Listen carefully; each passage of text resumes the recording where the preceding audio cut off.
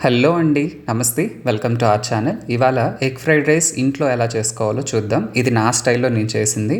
దానికోసం ముందుగా ఒక కడాయి తీసుకొని ఒక 3-4 టేబుల్ స్పూన్స్ వరకు ఆయిల్‌ని వేసుకున్నాను. మన ఎగ్ క్వాంటిటీని బేస్ చేసి వేసుకోవాలి. తర్వాత ఒక పెద్ద ఉల్లిపాయని ఫైన్‌గా చాప్ చేసుకొని ఇలాగ మనం గోల్డెన్ బ్రౌన్ అవసరం లేదు. లైట్‌గా సాట్ చేసుకుంటే చాలు. వేగిన తర్వాత చిటికెడు పసుపు వేసుకొని కొద్దిగా సేపు ఫ్రై చేసుకోవాలి. నేను టేస్ట్ కోసం కరివేపాకు వేసుకున్నాను. మీకు వద్దంటే మీరు స్కిప్ చేయొచ్చు. తర్వాత ఈ స్టేజ్‌లో కొద్దిగా సాల్ట్, కొద్దిగా అంటే ఒక హాఫ్ టేబుల్ స్పూన్ వరకు సాల్ట్ వేసుకోండి. మనకి ఫ్లేవర్స్ అనేటివి బాగుంటాయి.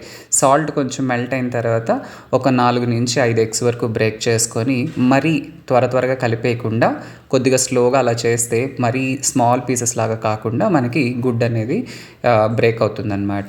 కొంచెం నీసు వాసన అంతా పోయిన తర్వాత ఒక హాఫ్ టీ స్పూన్ వరకు మనం కారపొడి, ఆ తర్వాత కొద్దిగా మిరియాల పొడి వేసుకోవాలి. కలుపుకున్న తర్వాత మళ్ళీ ఒక హాఫ్ టీ స్పూన్ వరకు సాల్ట్ని వేసుకొని బాగా మిక్స్ చేసుకోవాలన్నమాట. ఈ స్టేజ్లో మీకు ఉప్పు కారాలు కావాలంటే చూసి వేసుకోండి.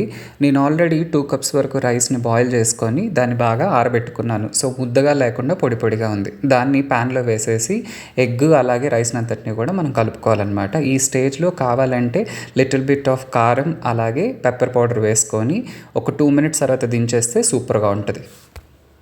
Thank you for watching the video. Please subscribe to our channel mom and మోనిత్.